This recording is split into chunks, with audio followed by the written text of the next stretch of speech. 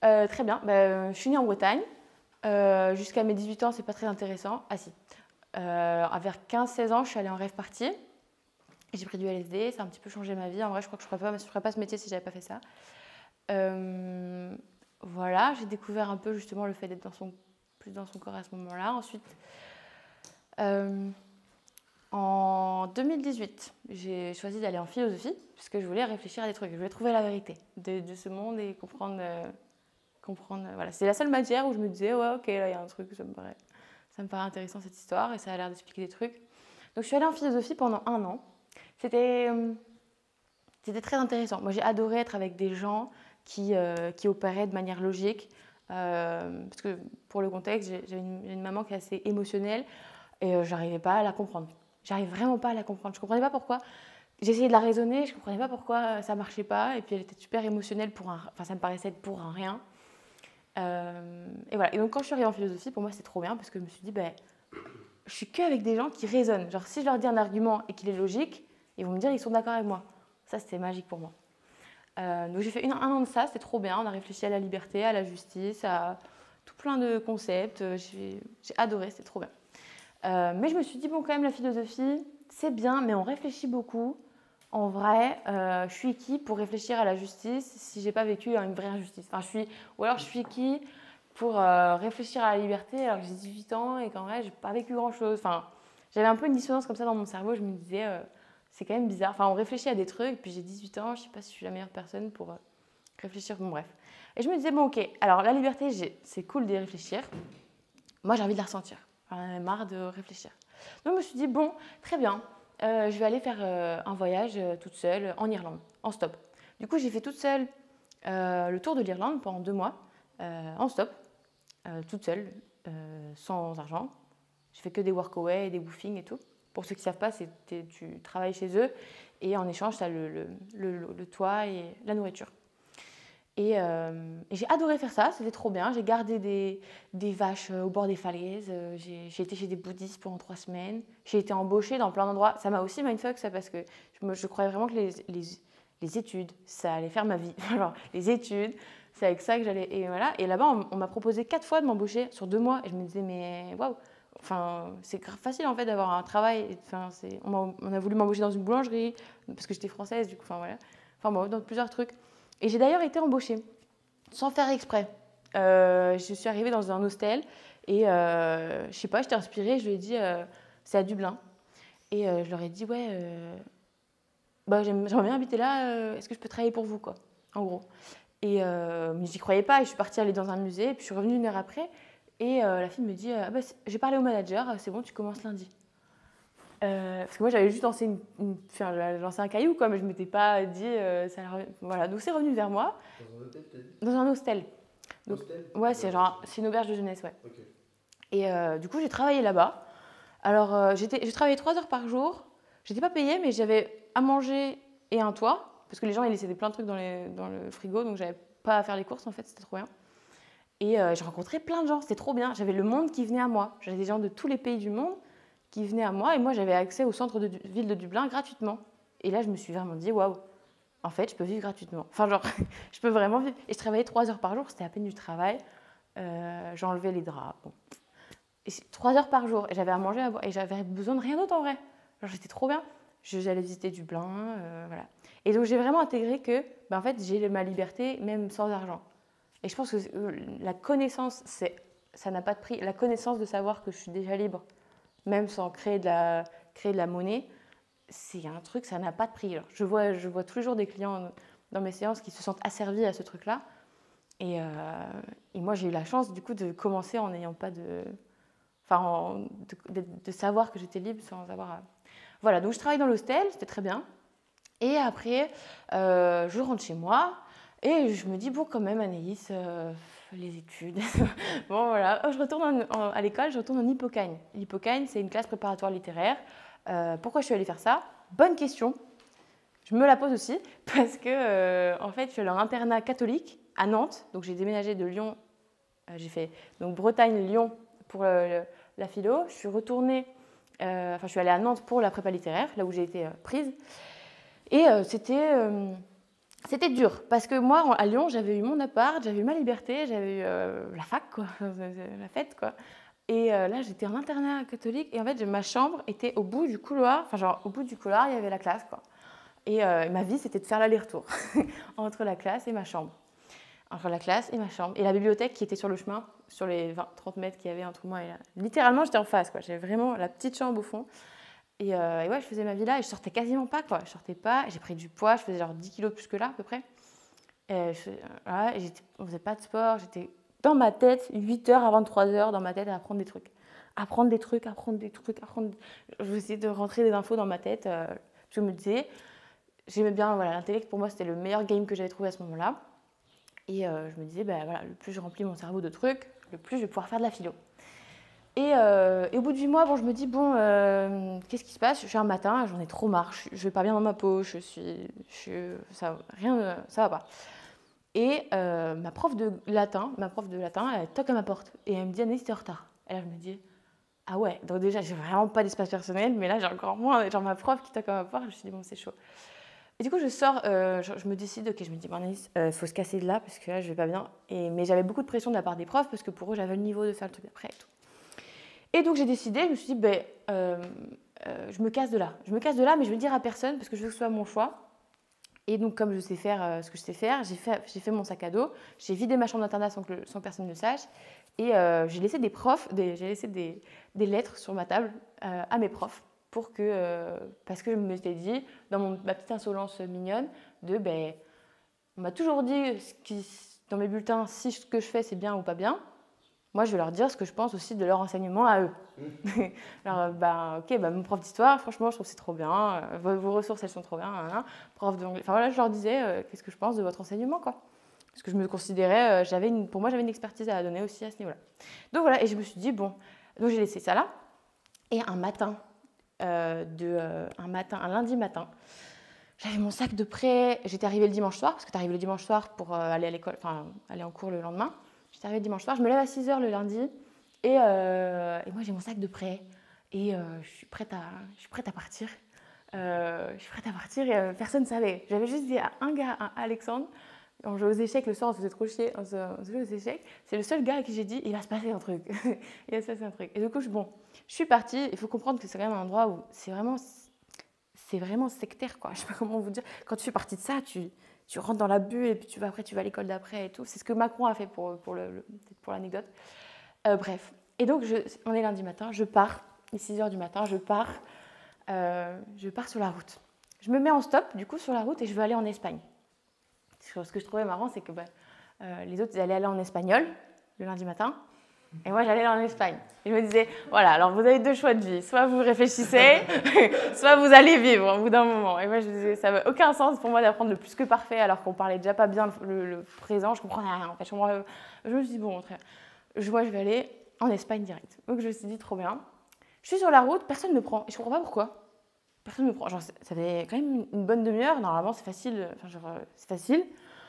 Et je c'est long, quoi. Et il y a quelqu'un qui s'arrête et qui me dit « Madame, vous êtes pas sur la bonne route ?» Et je comprends, je me dis « Putain, je me suis mis sur la sortie sud. Montpellier, c'est vers le nord. N'importe quoi. Je me suis mis vers la sortie nord. Montpellier, c'est vers le sud. Qu'est-ce que t'as foutu, Anaïs ?» Donc, je retourne dans le centre. Pour moi, je me suis dit comme un échec. Sauf que les gens dans la prépa n'étaient pas encore levés. J'avais techniquement encore le choix de retourner dans ma chambre. Vous voyez, la vie m'a mis le choix. Bon, je retourne dans le centre. Je refais je remarque. Et je vais jusqu'à la bonne sortie. Mais en allant vers la bonne sortie, je passe à côté d'un abribus. Et là, je m'explose par terre en me craquant la cheville sur un guidon de vélo qui traînait par terre. Genre, je m'explose. Et il y a un mec qui vient me relever. Et moi, je me dis, bon, qu'est-ce qu'elle veut, la vie? Elle veut que j'aille à un prépa? Qu'est-ce que c'est quoi? Et je me dis, parce que j'ai une entorse. Là, j'ai une entorse. Je me dis, putain, non, j'ai une entorse et tout. Moi, j'ai prévu de faire un voyage, ça va pas. Comment je vais faire du stop avec une entorse? C'est trop chiant. Et donc, j'avais 2 choix. Soit je rentre, parce que c'est facile, là, je rentre, personne ne sait, il n'y a pas de souci, c'est moins risqué. Même mes parents, ils ne savaient pas. Soit, je marche dessus, nique sa mère, je fais mon choix jusqu'au bout. Et puis, voilà, quoi. J'ai marché dessus. Je suis arrivée jusqu'à la bonne sortie. Et là, j'ai fait une perf. Je n'ai jamais refait. J'ai fait Nantes-Montpellier en 1 journée en stop. Alors, vraiment, c'est pas mal. En 3 voitures en plus. Donc voilà, j'ai fait 3 voitures. Je suis arrivée jusqu'à Montpellier, je suis restée 2 soirs. Et pendant ces 2 soirs-là, je me suis dit, bah, cet endroit, il est trop bien. Je vais venir faire mes études ici l'année d'après. Juste parce que voilà, j'aimais bien la ville. Et voilà. Et après, je repars en stop et je vais jusqu'à Navalmoral de la Mata, qui est à Madrid. Mon but, à la base, était de faire de l'autostop entre Cadiz et d'aller jusqu'au Maroc. Mais la vie en aura voulu autrement, puisque je suis arrivée en mars 2020 en Espagne. Qu'est-ce qui s'est passé en mars 2020, pour ceux qui se souviennent peut-être? Le premier confinement. Alors moi, je suis arrivée le lendemain, je suis arrivée la veille, donc super. Donc je suis arrivée dans ma petite ferme. Donc c'était une ferme j'avais une cabane. J'avais littéralement une cabane. C'était vous savez, l'espèce de cabane à foin où il n'y avait ni eau, ni électricité, ni rien, juste pour foutre le foin. Je dormais là-dedans. Donc il m'avait donné une clairière, mon woofing, il m'avait donné une clairière avec justement ça. Et j'avais accès à la ferme. Et mon taf, c'était de garder les 20 chevaux qui étaient là, quoi. Moi, j'avais jamais fait de cheval. Enfin, un peu au CE2, quoi. Et qu'est-ce qui se passe? Donc, je reste un peu là. Bon, maintenant, je suis bloquée ici, de toute façon. Et voilà, mon hôte s'appelle José. Il faut imaginer, voilà, il y a un champ, il y a pas mal de champs. Je suis dans la nature un peu espagnole. Donc, je suis contente, je suis avec mes chevaux et tout. C'est cool, et au bout de 2 semaines, je suis quand même coincée là, et puis il y a le Covid, donc ça fait un peu peur. Au bout de 2 semaines, José, qui m'accueillait, va faire un tour en cheval avec moi. Alors, qu'est-ce qui s'est passé? Je prends mon cheval, voilà, on était en cheval et avec des touristes. On était avec des touristes parce que le travail de José, c'était de faire des tours. Et qu'est-ce qui se passe? Je suis sur mon cheval, je discute avec une nana espagnole avec qui je me connectais bien, c'était cool, on parlait bien espagnol. Et elle me dit, ah mais t'es trop belle, je vais te prendre en photo et tout. Sauf que moi j'avais ma bombe. Et je me dis, voilà, bon, c'est moche, je vais l'enlever. J'enlève ma bombe. Et je savais pas où la foutre sur le cheval, ma bombe. Je savais pas où la foutre. Donc où est-ce que je la mets? J'ai une bombe, où est-ce que je la mets sur le cheval? Je l'ai mise sur le côté du cheval, sur l'espèce de selle. Voilà, je l'ai foutue sur le côté. Elle me prend en photo, nickel, au top, j'ai encore la photo. Et là, on repart, donc les touristes sont un peu plus loin, je suis avec ma pote, elle repart, et on fait un petit trot. Je dis, putain, c'est un petit trot et tout. C'est nouveau cette histoire. Et là, d'un coup, genre j'ai rien capté à ma vie, le cheval fait un galop. Mais un galop à 100%. Genre vraiment, il y avait plus de... je contrôlais plus du tout la situation. J'avais peur. Et moi, je savais pas quoi faire de ça. Genre, j'ai littéralement... pour moi, j'en allais au pas, quoi, normalement. Et donc, je suis tombée du cheval, sans bombe, du coup. Pourquoi une bombe, juste? C'est le casque. Pardon. Ouais, donc c'est le casque. Donc ouais, j'avais pas de casque. Parce que je l'avais attaché sur le côté. Je suis tombée du cheval. Et j'ai vraiment failli mourir. Genre, j'étais dans une situation, normalement, en plus avec tous les touristes qui me regardaient, touristes que j'étais censée encadrer. Il faut comprendre qu'en plus, j'étais le cadre, quoi. Donc ça, catastrophique. Mais au-delà de ça, j'avais mal. Genre, j'étais vraiment au sol et j'ai eu un hématome qui a fait comme, genre vraiment tout ça, quoi. J'ai eu du mal à me relever, mais je me suis dit, j'ai toujours entendu qu'il fallait toujours remonter tout de suite sur le cheval, remonter sur le cheval. Et putain, j'ai trop entendu ça, il faut vraiment que je monte sur le cheval. Mais en fait, j'avais tellement d'adrénaline de ma douleur que je ressentais, j'avais mal, mais j'étais un peu shootée quand même. Donc j'étais sur mon cheval, mais j'étais terrifiée, genre je le tenais comme ça. J'étais terrifiée et là, j'ai vraiment pris conscience que j'aurais pu mourir, que personne que je connais ne sait où je suis. Clairement, c'est ni mes parents, ni rien du tout, parce que j'ai dit à personne, ni mes potes d'ailleurs. Et clairement, j'aurais pu être une Jane Doe, genre j'aurais pu, je sais pas, genre peut-être José l'aurait pu retrouver et tout, mais je sais pas, peut-être pas. Donc ça quand même, conscience de ma mortalité, plus. Je dis, wow, ok, ah ouais, on peut vraiment mourir, et rapidement, et facilement, c'est chaud. Et là, ok, wow, pousse. Mais je reste 4 mois quand même dans cette ferme. Je reste 4 mois, je vis dedans et en vrai, j'ai rien, quoi. J'ai juste 2 livres. J'ai Pascal les pensées et j'ai Le Gai Savoir de Nietzsche. Et je lis les deux. Alors, je ne savais pas à l'époque, avant de prendre les 2 livres, que le mix des yeux était dépressif. Vraiment, c'était terrible. Mais ça va. Enfin, j'adore le livre Les pensées. Je l'ai poncé. C'était un livre que j'adore. Et j'ai passé 4 mois en fait à faire que ça. M'occuper des chevaux, littéralement me laver avec un seau, genre, devant ma petite cabane. Et je me suis jurée, en fait, un jour, j'étais assise devant la ferme et puis je regardais la nature, et j'étais avec mon bouquin et tout, puis je me disais, j'avais du tabac qu'il faisait pousser un espèce de truc super âcre et tout, mais j'avais rien, mais j'étais bien. Et genre, je me rends compte, je prends conscience de moi et je regarde mon livre et je me dis, waouh, quoi qu'il arrive dans ma vie, je peux toujours revenir à cet état-là, quoi. Et c'est vraiment une réalisation incroyable. Je me suis dit, waouh, vraiment, Anaïs, quoi qu'il arrive, tu as toujours accès à la nature, à un bouquin et à rien faire, quoi. Et ce mec, je ne me payais pas, mais j'avais à manger et j'avais à boire et j'avais tout ce qu'il me fallait, quoi. J'avais rien besoin d'autre. Donc voilà, incroyable.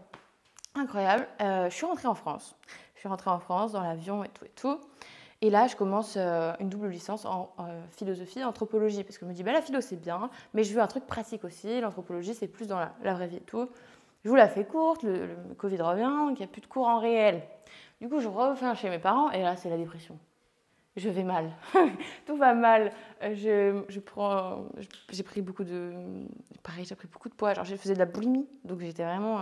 je me faisais vomir parce que j'avais une relation avec la nourriture qui n'allait pas du tout. Et il n'y avait pas de but à ma vie, quoi. J'avais des cours sur les Mumbai en putain de conférence et je m'en foutais total parce que j'allais pas bien. Et quand tu vas pas bien, tu t'en fous en fait des mecs du désert et tout. Je regardais là je vous dis, c'était mes cours d'anthropologie, je m'en foutais. Donc j'avais trop du mal à me concentrer sur les trucs. En plus, les cours de philo n'avaient plus aucun sens parce que moi, ce que j'aime, c'est discuter avec le prof, poser des questions et tout. Et là, c'était des PDF de 150 pages sur Kant. Et rien de pire, quoi. C'était terrible. Donc voilà. Donc je vais vraiment pas bien. Qu'est-ce qui me sort de cet état ? Une pub. Je tombe sur une pub d'un mec qui fait une chaîne YouTube. Ça a l'air un peu what the fuck. Enfin, ça me paraît tellement bizarre ce qu'il fait. Enfin, il vend des formes, je comprends rien. Il vend des trucs sur Internet. Je me dis bon, je comprenais pas trop. Je vais aller voir sa chaîne YouTube. Et puis c'était un espèce de shiny object. Il avait l'air libre, il avait l'air d'avoir plein de sous et tout. Il avait l'air d'avoir tout ce que moi, là, tout de suite, j'avais pas. Genre, j'étais pas libre, j'étais au Covid avec mes parents, avec mon frère. J'allais pas bien dans mon corps. Enfin, il avait l'air d'avoir tout l'opposé. Et je me suis dit, bah, on va faire comme lui. Du coup, je prends sa formation. J'avais 1 000 € sur mon... Alors, j'avais mis littéralement 1 000 € sur mon compte. Et la formation coûtait 997. Je mis tout le temps. Je m'en fous. En fait, quand tu vas pas bien, tu t'en fous. Donc, j'ai un tout aussi là-dedans. Et tout. Puis, je commence à regarder la formation. C'est une formation sur le dropshipping. Et tout. Mais je me savais très bien au fond de moi que, bon, c'est pas mon highest calling, tu vois. Mais juste, ça allait me mettre en mouvement et ça allait, dans ma tête, me faire aussi gagner un peu de sous et tout. Et je me mets là-dessus. Et bah, je reprends une routine de sport, mine de rien. Je fais tout ce qu'il me dit. Et du coup, bah, je lance mon entreprise. Vraiment, je suis les vidéos à la lettre. Ça, je savais faire. Grâce à la prépa, je savais tout faire comme on me dit. J'avais pas de friction, en vrai. Genre, je faisais. Et tout, et au bout d'un certain temps, voilà, je lance des sites et tout, et ça me remet en mouvement, donc ça me sort de cet état. Pour vraiment sortir de cet état, je me dis bon, je vais aller faire une randonnée de 10 jours dans la nature avec rien, quoi, avec rien. À chaque fois que j'ai refait ça, ça m'a remis grave bien. Donc voilà, je suis allée dans l'Ardèche, j'ai fait tout un voyage en Ardèche de 10 jours, c'était ma première vidéo YouTube, je me suis dit bah, j'ai jamais partagé mes voyages en Irlande, en Espagne, et j'ai regretté de ne pas pouvoir redire ce que j'avais vécu, parce que j'étais la seule à avoir vécu. Bref, donc après, il y a tout un passif avec l'atelier Missor, il y a plein de sous-quêtes. On va passer ces quêtes-là, je pense, ça suffira. Et on va arriver à la fin de l'histoire, enfin plutôt aujourd'hui, qui est que, toutes ces quêtes, on passe. Et... je fais, il y a 1 an et demi, un voyage entre Nice et la Finlande. Donc je me dis, parce qu'en fait j'ai une fille dont j'ai adoré la musique, qui s'appelle Rez. J'avais écouté sous LSD, j'ai rencontré sa musique en festival, et j'ai une empreinte somatique avec cette musique, elle laisse tomber. Genre, ça me sent incroyable quand j'écoute ça. Et donc c'était tellement fort que j'avais la déterre de me dire, ah bah elle passe en concert à Helsinki. Je vais galérer en stop jusqu'à y aller, comme ça je serai encore plus contente quand je la verrai. Ok, et du coup, donc, je pars de Nice. Et là, je fais 5-6 pays. En vrai, je fais France, Luxembourg, Allemagne, Danemark, Suède, Finlande. Donc tout ce voyage-là, je l'ai fait sur YouTube. Si vous voulez les détails, il est sur YouTube. Et j'arrive à Helsinki. Donc ça fait 1 mois. Et je dors chez les gens, j'ai pas d'argent et tout. Et puis je fais du stop, quoi. Je suis fatiguée au bout d'un moment, voilà. Il se passe plein de trucs pendant ce voyage, mais on va pas aller dans les sous-souquettes. Et j'arrive à Helsinki au bout d'un mois. Et j'arrive au festival et tout. Bon, déjà, je suis bizarrement peu inspirée par le truc. J'arrive au festival et moi, je voulais juste voir une meuf au festival. Je m'en foutais du festival. Je voulais juste voir une meuf. Et tout. Puis j'arrive à l'accueil et puis là, je dis je comprends pas, sur votre line-up, je vois pas l'artiste que je veux voir. Et ils me disent c'est normal, elle a annulé. Et mon cerveau, il ne processe pas l'information. Je me dis mais non, c'est pas possible. Comment ça? Moi, ça fait 1 mois que je voyage, c'est pas possible. Et voilà, expérience de l'absurdité à son maximal. Mais non, bah non, tu mens. Ils m'ont donné un pass VIP et j'ai juste fait l'expérience de l'absurdité du monde ce soir-là parce que je suis allée au truc VIP, alors j'étais en haut de la... Mais il n'y avait pas l'artiste que je voulais, je m'en foutais moi d'avoir le truc VIP. Par contre, j'ai parlé à des Saoudiens qui faisaient des trucs trop bizarres dans leur vie, ça c'était intéressant. Des deals un peu louches et tout. J'ai écouté des conversations de mecs bourrés qui, je pense, j'aurais jamais dû entendre. Enfin, bref. Donc c'était une soirée intéressante qui m'apprend bien l'absurdité du truc. Mais le point important, c'est que pendant ce voyage, je rencontre un gars avec qui je parle et qui me dit Anaïs, tu m'as trop appris. Il m'a pris en stop entre Copenhague et Stockholm dans son gros camion. Et on descend de son camion. Je passe du coup 48 heures avec lui, hein, on discute. Et il sort et tout, il me fait, il va voir un ATM, il retire des sous, il vient me voir et il me fait bon Anaïs, je sais pas ce que tu as fait, mais j'ai été ton premier client, merci. Et il me donne 250 € en kroner suédois. Et moi je me dis what the fuck, je viens de gagner de l'argent dans un truc que je kiffe faire naturellement, avec lequel je me sens, enfin je sais même pas, ça n'a pas de nom, pour moi je connaissais même pas le mot coaching, ça n'existe pas. Et je me dis bah ok, bah waouh, j'ai pleuré de joie ce jour-là, j'étais sur une aire d'autoroute, genre j'ai pleuré de joie, je me suis dit ah mais attends, mais il y a un truc à faire là. Si je suis payée à faire un truc que je kiffe trop faire naturellement et auquel je suis trop douée, c'est trop bien, on a tout compris. Et c'est ce que je cherchais à trouver depuis 3-4 ans que je faisais des études. Donc là, j'étais trop contente. Alors là, amen, alléluia, j'ai des vidéos, des photos et tout. J'ai même encadré l'argent, je ne l'ai pas encaissé, je l'ai encadré pour représenter. Je l'ai même fait dorer par un mec de l'atelier Missor. Bref, je l'ai encadré en symbole de c'est possible de faire un truc naturellement et d'être payé pour le faire, quoi. Voilà. Bon, je suis rentrée en France en voulant me professionnaliser.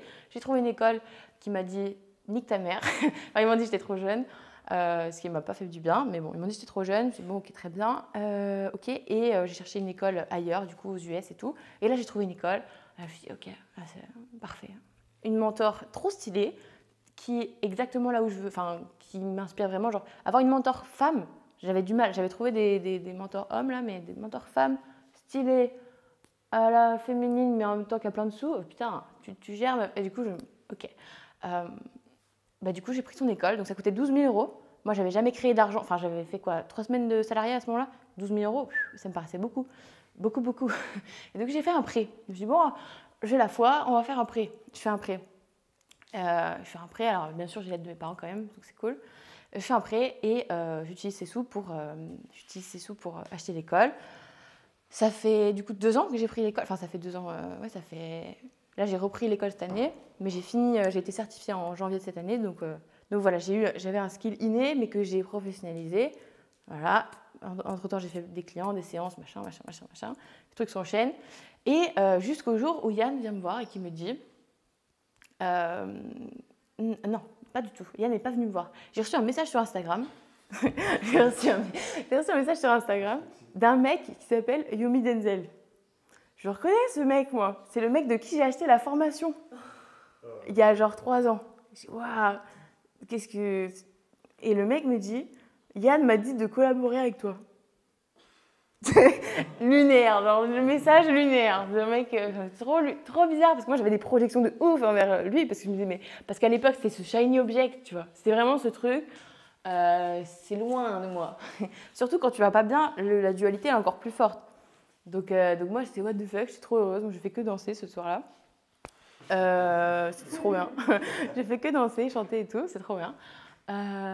Et après, je lui ai répondu, j'ai proposé une séance, je l'ai pris en client, ça fait 3 mois qu'on travaille ensemble maintenant. Et là, il m'a proposé un ami, et voilà, ça continue, la boucle est continue, et ça Voilà, concrètement, en gros, la boucle entre un moment où j'allais vraiment pas bien et tout, et aujourd'hui. Et waouh! Mais avant de la voir en séance, j'ai dû travailler sur mes projections, tout nettoyer, ce que j'avais dans ma tête. Et voilà. Tu as su, après les billets du Suédois, tu as su exactement dans quoi te former? Ce que tu veux faire? Eh ben, merci de me demander la question. Ouais, la sous-souquette. En fait, quand je suis rentrée de ce truc-là, j'habitais avec Stéphane, Paolo et tout là. Et Paolo m'avait dit, tout le monde sait qui c'est Paolo Z, un mec qui fait du YouTube, et il m'avait dit ouais, tu devrais faire comme les philogènes, Anaïs, tu devrais faire du coaching. Et c'est là que la première fois que j'ai entendu le mot coaching, c'est de la part de Paolo, qui m'a dit ouais, de faire du coaching. Et du coup, j'étais allée voir, voilà, et donc c'est de lui que j'avais eu le mot. Et du coup, j'avais fait le lien entre ce que j'avais fait avec ce mec et voilà. Et c'est comme ça que ça s'est fait, quoi. Donc voilà. Ouais, j'ai enlevé des sous-souquettes, mais je me dis, bon, c'est majoritairement, c'est ça, quoi. En gros. Dis-moi. T'as quel âge? 23. Ouais. Parce que t'as commencé ton histoire à 18, je crois, et il s'est passé tellement de trucs, c'est pour ça. Mais grave, et tu sais, j'ai enlevé des passages où je déménage j'ai déménagé à Montpellier, à Nice. J'ai enlevé des passages, là, tu vois, j'ai raccourci. 23. Ok, d'accord. Du coup, ouais, si je raconte encore plus, il y a aussi Missor, truc de, voilà. Ouais. Je suis allée à un entretien d'embauche, je suis tombée amoureuse du mec qui m'a fait l'entretien d'embauche. J'ai pas eu le job, mais j'ai eu le mec. Je l'ai gardé, donc je suis restée à Nice, du coup, j'ai habité là-bas. Je suis restée avec lui 1 an et demi. Après, j'ai compris ce que j'avais à comprendre avec lui. Et voilà, quoi. Et ça tourne.